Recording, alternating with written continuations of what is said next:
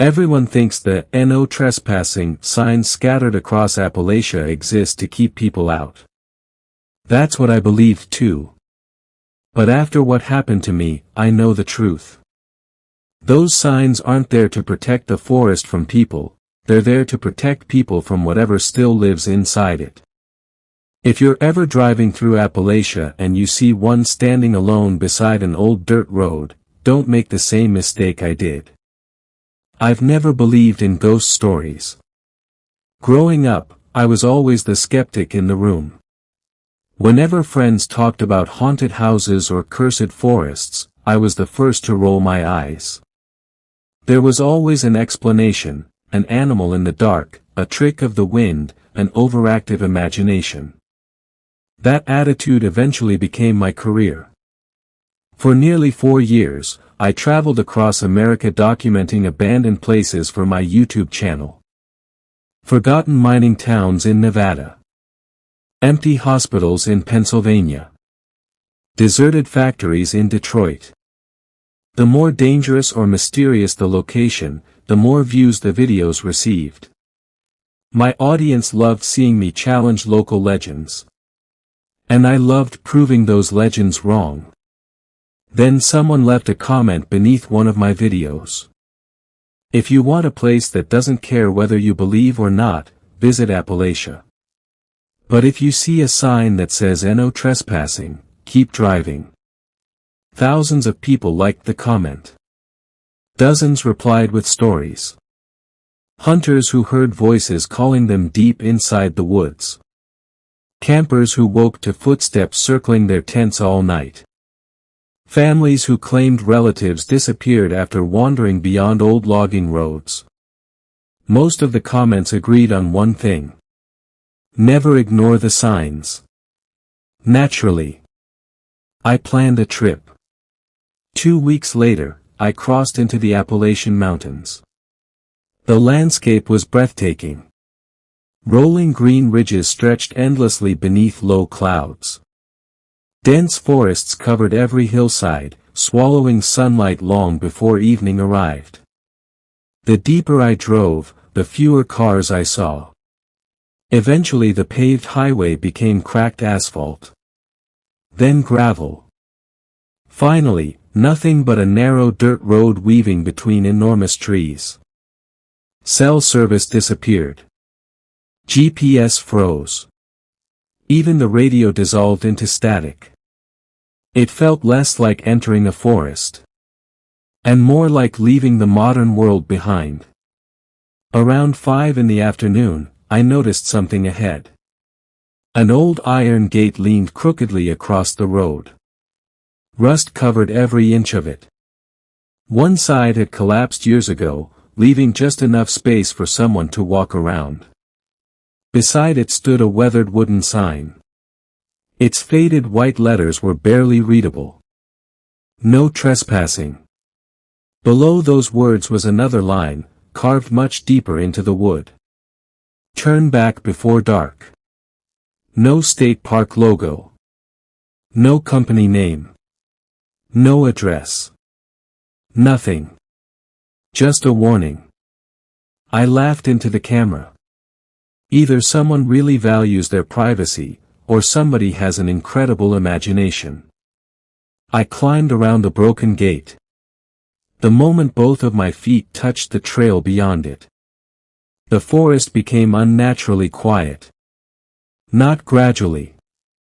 Instantly. 1 second birds were singing. The next. Nothing. Complete silence. I paused. Even my own breathing sounded unusually loud. The sensation lasted only a few seconds before I shrugged it off. Probably just coincidence. I kept walking. The trail wound gently downhill beneath towering oak and pine trees. Sunlight filtered through the branches in thin golden beams. At first, everything looked ordinary. The smell of wet leaves. The crunch of gravel beneath my boots. The distant trickle of water somewhere beyond the trees. Still, something felt wrong. It took nearly 10 minutes before I realized what it was. There wasn't a single animal. No squirrels. No birds. Not even insects. In every forest I'd ever explored, life surrounded you. Here. It felt abandoned. As if every living creature had decided this place belonged to something else. I checked my watch. 5:24 p.m. Strange. It felt much later than that. The shadows were already growing unnaturally long. I filmed several shots for the video, joking that maybe the legendary Appalachian monsters had all decided to take the day off. The joke sounded far less convincing after hearing it played back through my camera. Behind my voice, something else had breathed into the microphone. Slow. Heavy. Close enough to fog the lens. Even though nothing had been standing beside me. I stared at the screen. Listened again. There it was. One long inhale. Then silence. I slowly turned in a full circle. Nothing. Just endless trees. Watching. Waiting. I forced myself to smile for the camera. I'm sure there's a perfectly reasonable explanation. But for the first time in years, I wasn't completely sure I believed my own words. I kept walking, convincing myself that I was letting internet stories get inside my head. That was all this was. An isolated forest. A faulty microphone. A little paranoia. Nothing more. The trail narrowed until it was barely visible beneath a thick carpet of dead leaves. The towering trees blocked most of the sunlight now, turning the forest floor into a maze of shifting shadows. I glanced at my watch again. 5:31 p.m. Only 7 minutes had passed. It didn't feel possible. I could have sworn I'd been hiking for at least half an hour. I stopped to drink some water. As I unscrewed the bottle, I heard it. A sharp crack. Somewhere behind me. Like someone had stepped on a dry branch. I turned. Nothing. The trail behind me was empty. I waited. Silence. Then another crack. Closer this time. Hello. I called. No answer. The only sound was my own breathing. I lifted the camera and slowly scanned the trees. Every trunk looked the same. Every shadow seemed just a little too dark. After nearly a minute, I laughed nervously. Probably a deer. I wasn't trying to convince my audience. I was trying to convince myself. About 15 minutes later, I reached a small clearing. Standing in the center was an old log cabin. It looked ancient. The roof sagged under decades of moss. Most of the windows had been boarded shut from the inside. The front porch leaned dangerously to one side. Yet something about it felt maintained. Not clean. Not repaired. Simply occupied. As if someone still cared whether it remained standing. Beside the front door hung a small brass bell. Green with age. It swayed gently. There was no wind. I stared at it. The bell stopped moving. Then. Ding. A single soft chime echoed across the clearing. I froze. My stomach tightened. The sound seemed impossibly loud in the silent forest. I looked around. No one. No movement. Only the cabin. Waiting. Against every instinct screaming at me to leave, I climbed the porch steps. The wood groaned beneath my weight. The front door stood slightly open. Only an inch. Darkness filled the gap beyond it. I pushed. The hinges cried out with a long, painful squeal. Dust floated through pale shafts of evening light.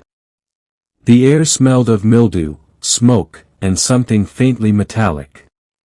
Inside stood a fireplace, a rough wooden table, and an old rocking chair facing the cold ashes. The chair moved. Very slowly. Back. Then forward. No one sat in it. I told myself the movement was caused by my opening the door. Even though the chair had already been rocking before I touched it. On the table rested a thick leather journal. Its cover had nearly fallen apart. I opened it carefully. Most of the pages were filled with names. Hundreds of them. Each crossed out with thick black ink. Near the back, the handwriting became frantic. The sentences slanted wildly across the paper. It learns your voice. Do not whistle after sunset. Do not follow anyone who calls your name. It never appears the same way twice. Then, on the final page, one sentence filled nearly the entire sheet. If you see someone who looks exactly like you, run. I stared at those words longer than I wanted to admit. Something about them made my skin crawl. Not because I believed them. Because whoever wrote them clearly did. A sudden voice shattered the silence. Ethan. It came from outside. Soft. Almost affectionate. My heart skipped. That voice. I knew it. It belonged to my younger brother. Impossible. He was over 500 miles away. I rushed to the doorway. The clearing was empty. Ethan. This time the voice came from the trees. Not loud. Not distant. Close enough that whoever spoke should have been visible. There was no one. The camera in my hand trembled. I stepped off the porch. The forest remained perfectly still. Then I noticed something strange. There was only one set of footprints in the mud. Mine. No fresh tracks led into or out of the clearing. No sign that anyone else had been there. Yet the voice had sounded only a few yards away. I decided I'd seen enough. The video wasn't worth it. I packed the journal back onto the table exactly where I'd found it and started toward the trail. I had taken perhaps 20 steps when I glanced over my shoulder. The cabin was gone. I stopped walking. Blinking rapidly, I looked again. Nothing. The clearing remained. The porch. The cabin. The chimney. Everything had vanished. Only trees stood where the building had been. For several long seconds, my mind refused to accept what my eyes were seeing. I hurried back. There wasn't even a foundation. No broken boards. No chimney stones. No footprints except my own leading in confused circles across the clearing. It was as though the cabin had never existed. A cold wave of panic settled over me. I checked the camera, desperate for proof. The footage showed me walking into an empty clearing.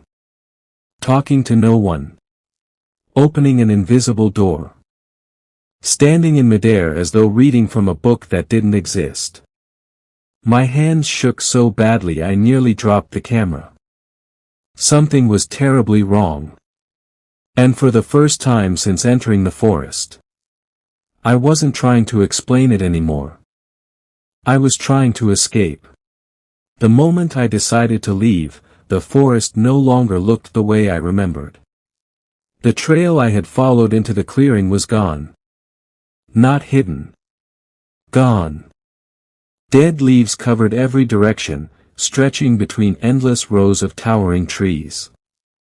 There wasn't a single broken branch or footprint to suggest where the path had been. I took a slow breath and forced myself to stay calm. People panic. People make mistakes. I pulled out the small compass attached to my backpack. The needle spun wildly. North. South. East. West. It refused to settle. I tapped the glass. Nothing changed. For the first time in years of exploring remote places, I had absolutely no idea where I was. I chose a direction and began walking. The forest seemed darker now. Not because the sun had set, but because the trees themselves appeared taller, their branches weaving together overhead until they formed a ceiling that swallowed the remaining daylight. Every few minutes, I looked over my shoulder. I couldn't shake the feeling that someone was matching my pace just beyond the trees. Whenever I stopped, the feeling stopped. Whenever I walked, it followed. Never closer. Never farther away. Always there. Watching. Nearly 20 minutes later, I found another sign nailed to a dying oak tree. Unlike the first one, this wasn't painted.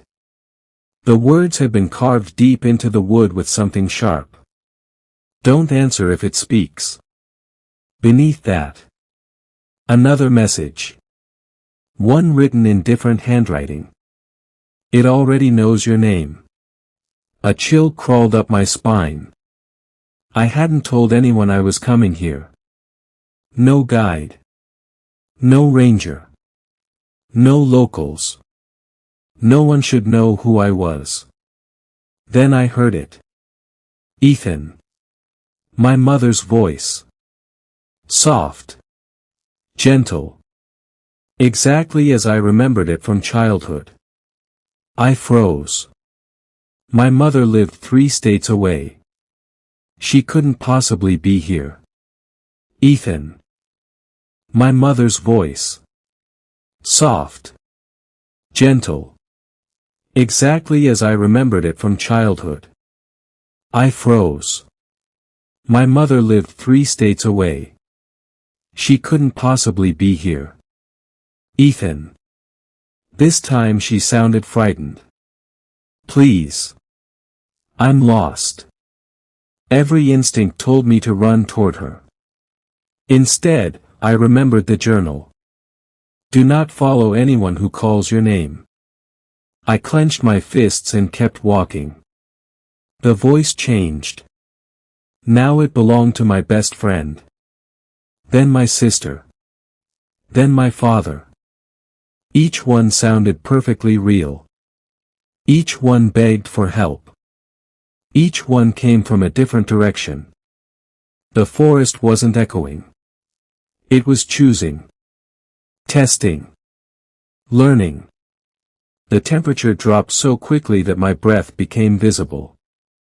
Fog crept between the trees, hugging the ground like pale smoke. Shapes moved inside it. At first, I thought they were tree trunks. Then one of them moved. Not walking.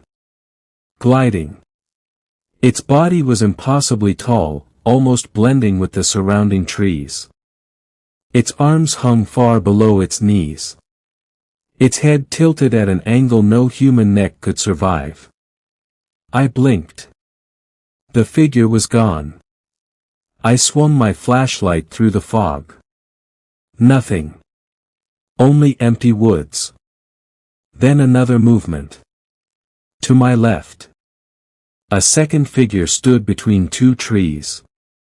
It didn't move. It simply watched. Its face remained hidden behind the trunk. Only one unnaturally long hand rested against the bark. The fingers looked far too thin. Far too long. Like the legs of a giant spider. I raised my camera. The instant the lens pointed toward it, the figure disappeared. The forest fell silent again. I began walking faster. Soon I was almost jogging. The fog thickened. Branches clawed at my jacket. Roots caught my boots. Twice I stumbled. Twice I barely caught myself. Then I heard footsteps. Not behind me. Beside me. Crunch. Crunch. Crunch. They matched my pace perfectly.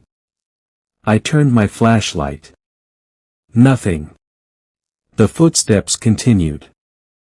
Always just beyond the edge of the light. As if whatever followed me understood exactly how far it needed to stay. After another 10 exhausting minutes, I saw a familiar shape ahead. The rusted iron gate. Relief flooded through me. I made it. I laughed out loud. I hurried toward it. The old warning sign stood exactly where I'd first seen it. But something had changed. There was fresh writing beneath the faded letters. Writing that definitely hadn't been there before. It wasn't painted. It looked scratched into the wood by dozens of fingernails. Too late. Below it. One final sentence. It left with you. My smile vanished. A cold knot formed in my stomach. Slowly. I turned toward the road beyond the gate. My truck was still parked where I'd left it. But someone was standing beside it. At first I thought it was another hiker. Then the figure stepped into the fading light. He wore my jacket. My backpack. My boots. Even my camera hung from his shoulder. His face was mine. Every scar. Every strand of hair. Every expression. Perfect. He smiled. I didn't. Yet his smile grew wider. Far wider than any human mouth should. His lips stretched almost to his ears. Then, without making a sound, he slowly raised one hand. And waved. My own face stared back at me from across the road. Smiling. Waiting. And in that terrifying moment, I realized the warning in the journal hadn't been telling me what I would see. It had been warning me about what would see me. For several seconds, neither of us moved. The thing standing beside my truck wore my face perfectly. It even breathed the way I did. Its chest rose and fell in slow, steady rhythm. Then it spoke. Long drive home. It wasn't imitating my voice anymore. It was my voice. Every inflection. Every pause. Every tiny imperfection. I took one step backward. It took one step forward. Then it laughed. Not loudly. Just a quiet chuckle. As though we were sharing a joke only it understood. You're tired, it said. You've had a long day. Its smile widened. Let me go instead.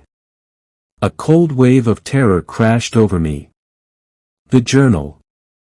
If you see someone who looks exactly like you, run. I turned and sprinted into the trees without thinking. Branches tore at my arms. Roots caught my boots. Behind me, I heard footsteps. Not running. Walking. Slowly. Confidently. As if it already knew I couldn't escape. After several minutes of blind panic, I tripped over a fallen log and crashed onto the forest floor. My flashlight flew from my hand. Darkness swallowed everything. Then, a warm yellow light appeared ahead. A lantern. An old man stepped from between the trees. His beard was white. His clothes looked decades out of date. He carried a worn wooden walking stick carved with strange symbols. "You ignored the sign," he said quietly. I could barely breathe. "You've seen that thing?" The old man nodded. "For longer than I care to remember." "What is it?"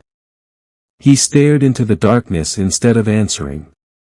"In these mountains, there are things older than the towns, older than the roads, maybe older than the people themselves. They don't hunt bodies. They hunt identities." I frowned. He continued. "They watch travelers. They learn your voice. They learn your memories. And when they know enough, they don't kill you. They replace you." A branch snapped behind us. The old man didn't turn. "It's here." From the darkness, my double emerged. Still smiling. Still wearing my face. Except now. Its movements were wrong. Its arms bent just a little too far. Its head tilted slightly farther than any human neck should allow. It stopped several yards away. Then it spoke. "He's confused. I can help him." The old man tightened his grip on the walking stick. "No." The creature sighed. For the first time. Its smile disappeared. Its skin rippled. The perfect copy of my face began to melt like wax. Bones cracked beneath the skin. Its jaw stretched downward. Its eyes became enormous black pits. Its arms lengthened until its fingertips brushed the ground. The human disguise was gone. Standing before us was something impossibly tall, impossibly thin, wrapped in loose gray skin that seemed too large for its body. Its mouth opened. Inside, there were no teeth. Only darkness. A darkness so deep it looked endless. The creature screamed. The sound wasn't loud. It was familiar. Every voice I'd heard that day poured from its mouth at once. My mother. My brother. My friends. Children. Old men. Women crying. People laughing. Hundreds of voices overlapping into one impossible chorus. I dropped to my knees and covered my ears. The old man shouted something in a language I didn't recognize. The symbols carved into his walking stick began to glow faintly. The creature recoiled. For the first time. It seemed afraid. The old man grabbed my arm. "Run." We ran. Behind us, the screaming continued. The entire forest shook. Trees creaked violently. Birds exploded into the sky. Somewhere behind us came a sound like thousands of footsteps rushing through dry leaves. Not chasing us. Following it. As though the forest itself had awakened. We reached the iron gate just as the first rays of dawn broke through the mountains. The old man stopped. He pointed beyond the gate. "Don't look back." I remembered every warning. The journal. The signs. The voices. I stepped across the gate. The silence vanished instantly. Birds began singing again. The wind returned. The forest looked normal. When I turned to thank the old man, he was gone. No footprints. No lantern. No walking stick. Nothing. Only the empty trail disappearing into the trees. And the old wooden sign. Except now, I noticed words carved into its back, words I could not have seen when I first entered. "We only chase those who look back." A shiver ran through me. I walked to my truck without turning around again. 3 days later, I uploaded the footage. There was almost nothing on the memory cards. Hours of recording had become corrupted. Entire sections were replaced by static. The cabin never appeared. The creature never appeared. Even the old man was missing. The only usable clip lasted 11 seconds. It showed me standing in front of the "No Trespassing" sign, smiling at the camera. Then, just before the recording ended, someone walked behind me. Tall. Thin. Almost hidden by the trees. I never noticed it while filming. But the camera did. The comments exploded. Thousands of viewers asked the same question. Who was standing behind you? I never answered. Because I didn't know. Or maybe I was too afraid to admit that I did. Months passed. Life slowly returned to normal. At least, that's what I wanted to believe. Until one rainy evening. I was editing another video when my computer speakers produced a faint sound. A tiny brass bell. Ding. I froze. That bell. The one from the cabin. Then my editing software began playing a file I had never recorded. The screen showed my own bedroom. Recorded from the darkest corner of the room.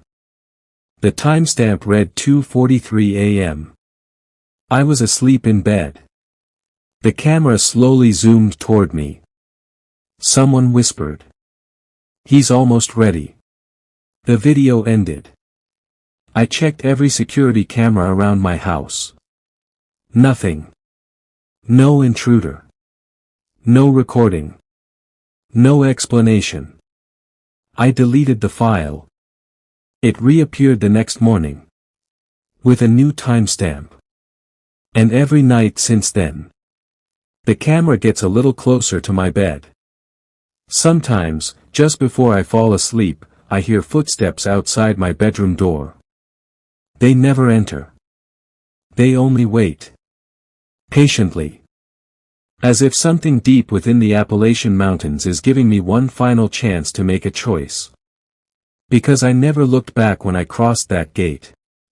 But sometimes. Late at night.